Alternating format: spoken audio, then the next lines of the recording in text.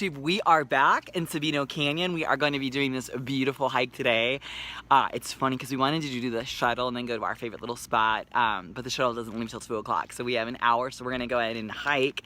We're going to be hiking up that way right there through the canyon. There's such beautiful places to go. I'm going to try to get a little bit more waterfall action for you guys, but so exciting. I'm walking a lot better. Things are going really well. Teaching this aqua class and yoga and Pilates and the boot camps that I'm teaching, I'm literally seeing my body accelerate in the healing process. I'm also using that inversion table that you guys I told you about. If you're having hip pain or back pain, definitely invest in getting an inversion table. I just got mine off Craigslist, so that's a real affordable way for you guys to be able to do that. So anyway, love you guys, and I will see you in our next segment. Okay, love you, bye. Those who have vanished.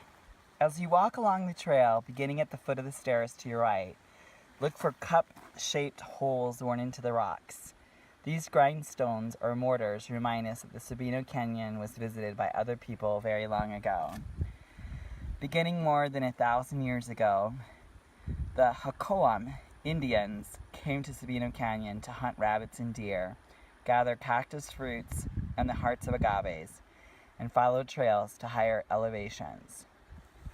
They use the mortars here to grind hard seeds, such as pods from mesquite trees. Perhaps they pause now and then to rest in the shade of the sycamores, cool their feet in the stream, and enjoy the beauty of the canyon, just as we do today. The xoxo vanished for unknown reasons about 600 years ago. Now there are little more than scattered pottery fragments and grindstones to show they were ever in Sabino Canyon. 600 years from now, what signs will remain of our own presence here? Many items used by the xoxo were made perishable materials that decayed long ago.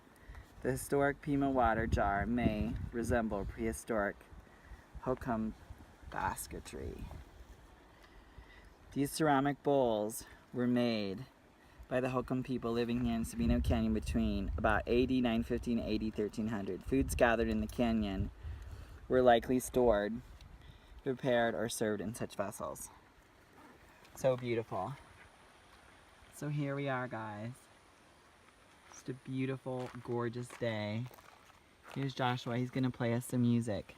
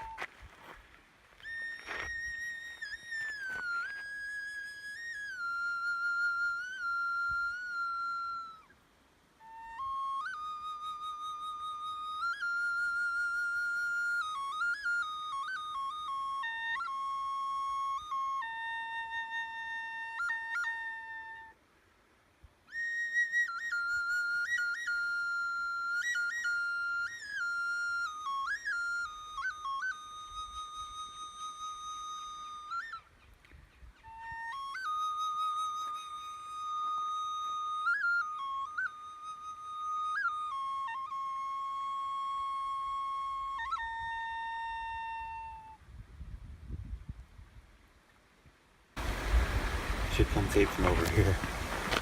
Look at this pretty river this way.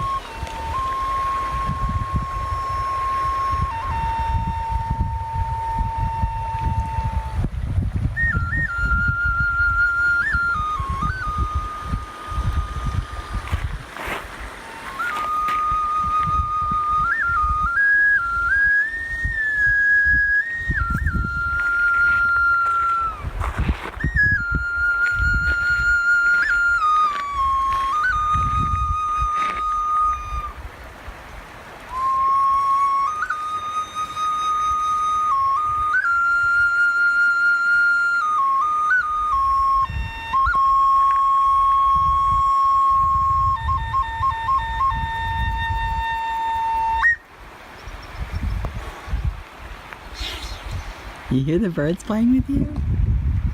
Listen.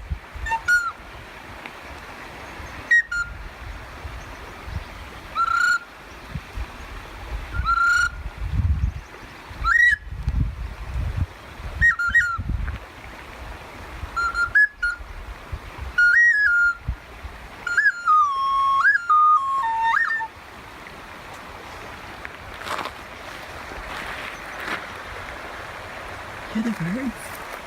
It's fucking being super friendly. They're singing with you. Hey guys! Oh my gosh, what an amazing day. Obviously, I can't take my camera out when I'm down in, there goes Josh. It's so freaking hot here. But it's absolutely been such a beautiful day. We went down into the falls. We went down into our little private place that we go jumping in the water. And it's just, oh my gosh, what an absolutely amazing day it was today. Wow. So we have definitely, can you hear that bird? It's like singing. It's little chipper chipper. So cool though. Oh my gosh, here, let me turn around. You guys can just see how beautiful it is? Oh my gosh, it's just so beautiful. It's so amazing. Oh my gosh, I just want you guys to just literally treasure where you are. Get out into nature, find a place where you feel comfortable, find a place where, you know, you just really get fed, where your soul feeds you.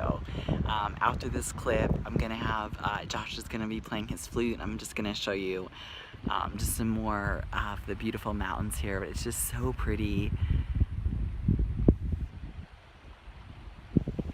This is the way the wind goes through the trees. Oh my gosh. So right behind me is a mesquite tree. And then behind there is the river. I'll actually show you some B-roll of the water, but it's just absolutely, guys, it's just so beautiful. So what I want to do today is I just really want to treasure this day, but I also just want to make a little commentary on just life in general, whatever it is that you're going through. You know, if you battle depression, if you battle ADD, you know, maybe you're battling just pure exhaustion, maybe you're battling just a total change in your life. What I want you to remember is that just, you know, hunker down, get into a safe space, go for a walk, try to get some good fuel in you, make sure you're sleeping well. You know, when was the last time you worked out? Just try to like check in on those different channels. You know, if you're a girl, maybe it's, you know, around that hormonal time. Just have a lot of like peace and grace for yourself. And just know that whatever it is that you're going through in your mind, that moment, do you hear that? That moment is gonna pass. This moment of darkness, this moment of depression, this moment of anxiety, it will pass, and you will feel better. And I don't mean that in a fake way. Like if you're gonna take a big beach ball and like, you know, try to like push it underneath the water, the ball's gonna come back up. But just as that ball comes back up, so does fresh thought, new thinking, and so much of what I am inspired by is an author. His name is Michael Neal, and just look him up. He's just absolutely amazing. I could not speak any higher of any speaker that's out there right now. I have literally all of his books, his CDs. He's just a really great mentor. And kind of on that note too, we just lost a great inspiring lady of love and just of hope. Her name is Louise Hay. She was 90 years old. She just passed away. And it's just with a profound heart. within me. I just know that a lot of these like self-help books have really helped me. And it's funny, people say to me, you know, I either have friends that are like New Agey friends, or I have Christian friends, or I have atheist friends, or I have Buddhist friends, or I have Jewish friends, or I have agnostic friends, or I have atheist friends. It just, for me, because I read a book, or because I maybe, you know, read a New Age book or whatever, it just, I think what some Christians need to realize is it's okay to learn about love. It's okay to learn about authentic communication. It's okay to learn about, you know, letting your ego go. These are things that are okay, and I don't think Jesus would say, no, you shouldn't be reading, you know, that, because believe me, I know a lot of Christians that need a little bit of help in learning how to forgive people, and I know a lot of Christians that need a little help in learning how to communicate, and I think there's a lot of Christians out there that could use a dose of kindness, right? Even though it is, yes, in the Bible, to love God with all your heart and to love your neighbor as you love God, right? It's also, I feel like I'm always defending myself when I'm like supporting authors and that work, because I am a Christian and a really strong Christian, but that doesn't sway my belief systems. I still have my belief systems, but I also believe that as a Christian, we are here to love, we are here to connect, we are here to, you know, yes, stand in our truth, but at the same time, I want to just be the best person that I can be. And if reading a book is going to help me, then you know what? Awesome. You know what I'm saying? So anyway, today I just really want to honor the loss of Louise Hay. I want to celebrate my favorite author, which is Michael Neal. And I just want to celebrate life, and I want to celebrate all of you just really coming to a place in your life where you do feel safe, you do feel nurtured, you do feel motivated, you do feel a sense of like wanting to get up, get out of your house, and follow your dreams. Recently, a lot of you guys know I'm going through a huge transition where my husband's getting his PhD here at U of A.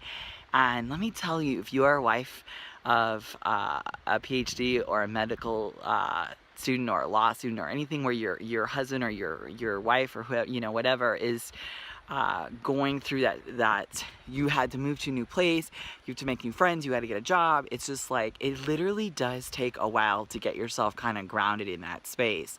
But do know the sun will come out, you will make connections, you will make friends, you will get your turtle sea legs underneath you. So just, I am an absolute walking testimony to let you guys know that will occur. And you know, when you get to where you're going, just like literally go and try and seek out beautiful places. Try to get out of the wind here.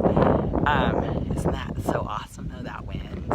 Oh my gosh, I want you guys to kind of experience this. Hold on, let's see. Look at these trees. Hopefully you're experiencing that water down there. It's just like I'm saying with Fresh Thought, just know that fresh oxygen, the trees, the breezes, everything will find you. And you will start to see that your happiness and your state of being, your state of mind is not going to be dependent on where you live. It's not going to be dependent on your job. It's not going to be dependent on your husband. You're going to learn to just generate love within yourself, joy within yourself. Because guess what? Yes, you're going to have a good day. Yes, you're going to have a bad day. And when I say good or bad days, it's like, I love the way Michael Neal, he's always saying that, you know, it's not really a good day or a bad day, it's life. Life is going to be up and it's going to be down. And there are going to be some people that have really blessed lives, and every time you talk to them, you're just like, oh my gosh, their lives are just so blessed. And sometimes you're just going to feel like you struggle, and that it's just always this big constant struggle, yes? But then you're also going to realize that, you know, I just know some of the poorest people I've known in my lives are the most giving and the happiest people. And I can tell you this because, oh, here's our shuttle, you guys. We have to go. I love you guys so much. But here's our shuttle. So gotta go. Love you. So anyway, you guys, actually the shuttle, we're gonna catch it on the way down. We're gonna get a couple more really cool pictures here. But anyway, there's a little shuttle. I might be doing a couple little shots on the shuttle on the way down, but just to kind of end that thought, oh you guys, it's so pretty here. Just to kind of end that thought, just know that I had the experience of working with some really, really amazing clients when I lived in San Diego that financially were so successful.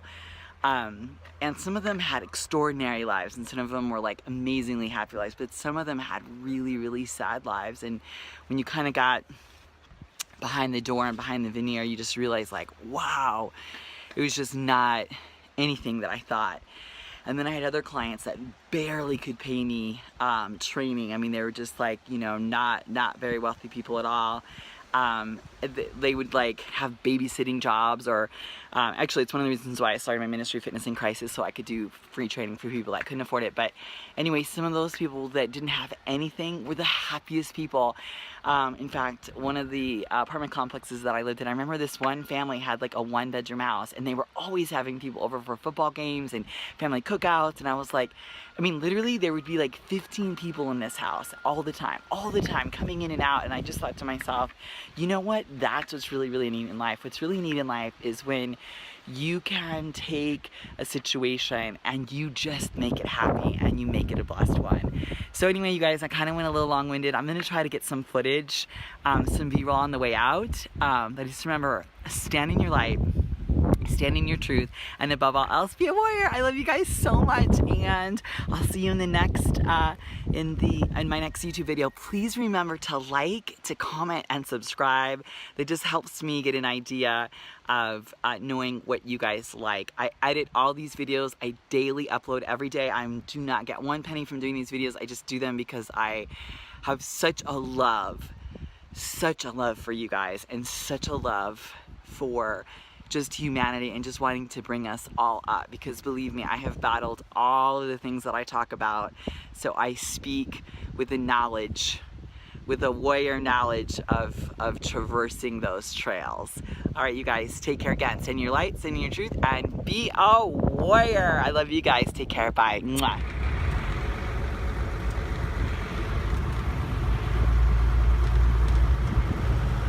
Oh yeah, where's that rock slide? Yeah, here to my left. Back in 2006, we did have a major flood here, and I'll tell you all about it here. This is one of the 20 rock slides that happened here. And you see this skeleton of a tree here to my left? Yeah. That was an old Mexican blue oak tree, and that thing is probably 200 years old at least. Whoa. And that rock slide killed it in 2006. But just to uproot a tree like that, it just shows the massive power. Here to my right, this was also part of the 2006 flood, this rock wall that was built. This, you can see kind of the exposed area of the mountain. This was all destroyed. It took them 2 years to repair the road. Whoa. Yeah, to be able to use the road again. So back in 2006, we had a fire right around in the Santa Catalina Mountain Range. If you're familiar with it, it's the Marshall's Gulch 7 Cataracts area, that where the water mainly collects for these creeks, or a lot of them, not all of them, of course.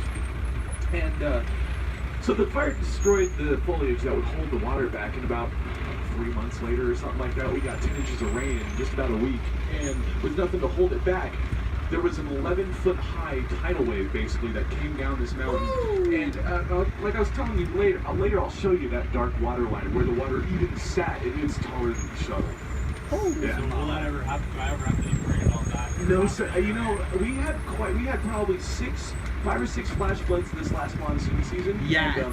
I was caught in the first one. We're coming up to the area where I was caught in it too. And you know, it came down really fast. I've never seen anything like that. But you know, in 2006, when that was happening, they evacuated this area. I mean, they knew something crazy was going to happen. Right.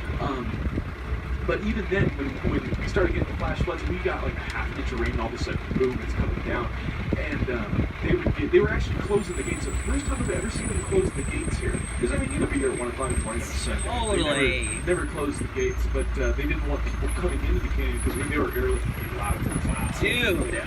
They should do that. They're covering a real risk, you know? Yeah, big time. Yeah, the sheriff's weren't too happy with some people who were reluctant to leave. It's neat being here though and seeing that happen. It's amazing. That's why it's so green right here right now. I mean, typically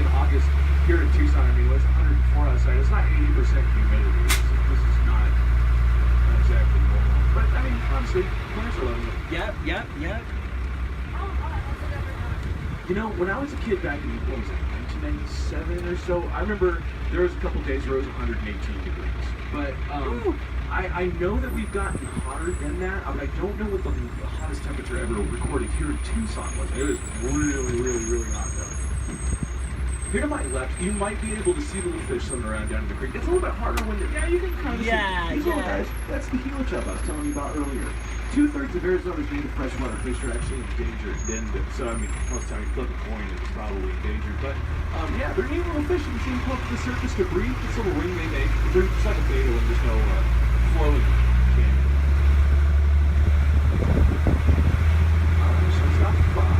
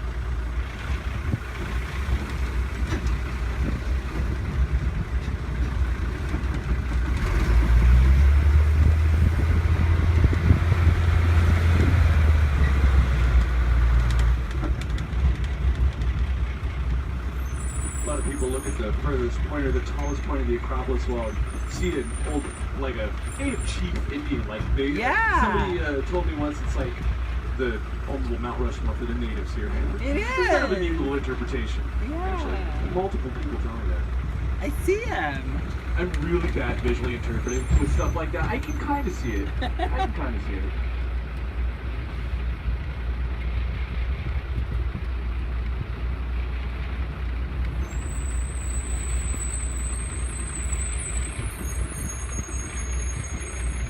It's 42 stories tall. 42 I think it says.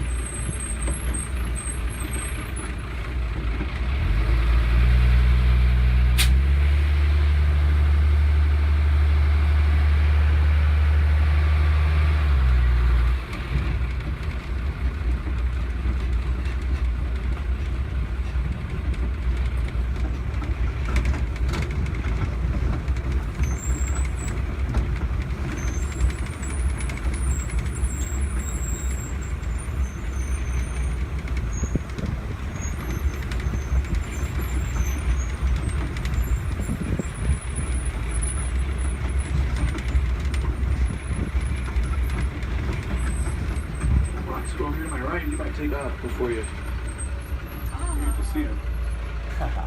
Quick little guy. Yeah, those guys are quick, and sometimes they run right out in front of the shuttle. Oh, yeah.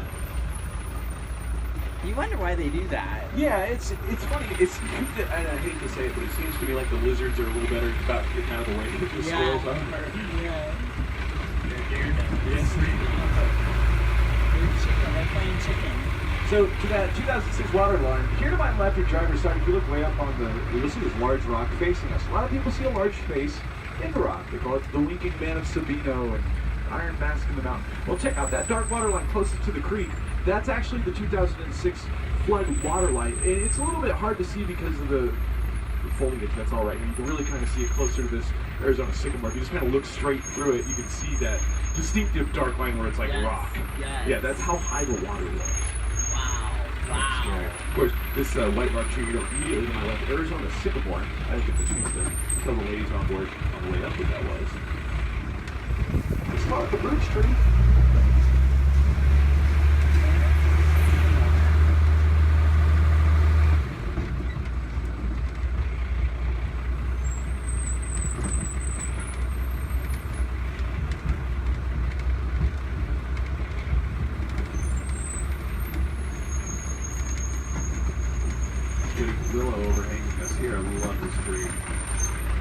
so old. He is a good tree. Did Lorenzo tell you guys about Rockstar? I'll show you Rockstar. You probably did. Here to my right or passenger side, as we come off this bridge, you'll see a swirl going that solid rock right here. Oh, right on this boulder. yes. Yeah, Lorenzo's dubbed that Rockstar. It's kind of a testament to how little nutrients it needs from the soil. That is true. Right out of the rock. And then he showed us his other favorite one on the top. Yeah. Oh, okay. Yeah. Very cool. Yeah. Yeah. I still haven't. You talking about the crested swallow? Yeah. Yeah. I still haven't seen it. I drive by this every day. I haven't really looked that hard. Yeah. But I know either way. That's for sure. Shell stop 2, folks. Alright, rotators. Well, of course, going up to shell stop 1. This is the last chance you guys have to hop off the shuttle before returning to the ticket booth. Remember, no shuttles are coming up to Cayman. We're the last one out. So if you guys decide to hop off here at shuttle stop 1, about 1.25 miles to walk all the way back to your car. That's if you take the road the whole time. Now, if you guys still discussing it, take your time, guys. We got about, I don't know, 1,200 feet or so before we get there. Oh, but you're gonna walk? Oh, you're gonna ride? Yeah, you got it.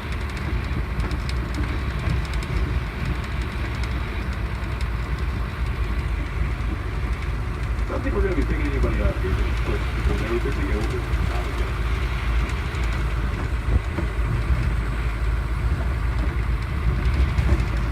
What do you think of the ride? What do you think of the ride? What do you think of the ride? Huh? What do you think of the ride? That is pretty eyes. Look at his tail. Oh, look at his tail. Oh, it's so pretty. Oh, he's a pretty tail.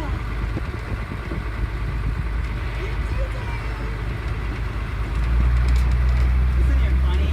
His eyes look alive, don't they? Look at him.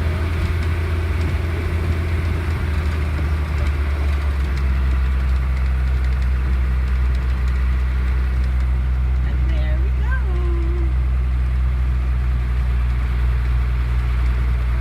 Saguaros, they're so pretty.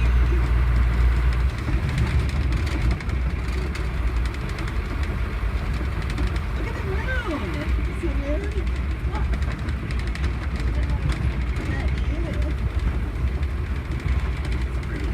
It's so pretty. Little Peekaboo Valley view right in there. Hi! It's one of the girls I always say hi to. I haven't seen her in a while. I guess it's because this is the time we normally come out, huh?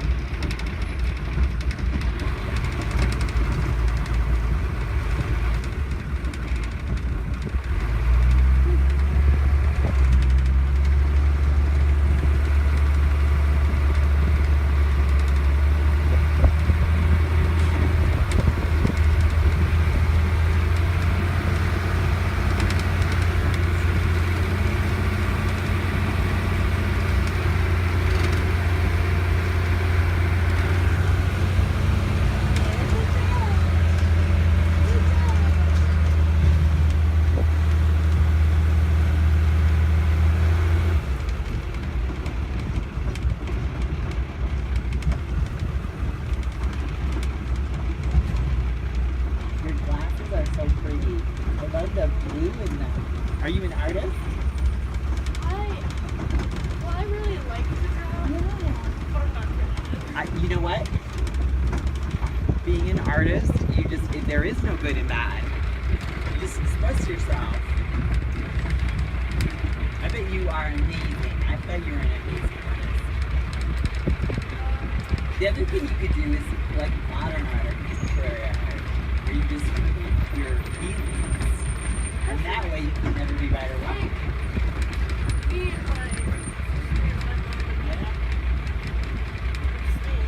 Yeah. Yeah. You get to see, don't worry, don't worry. Yeah.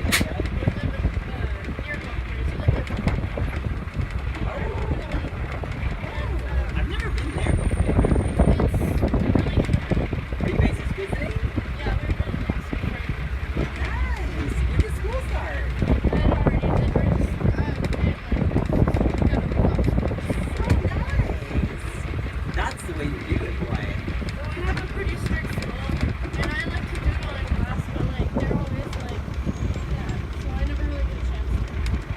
Wait a minute, I have to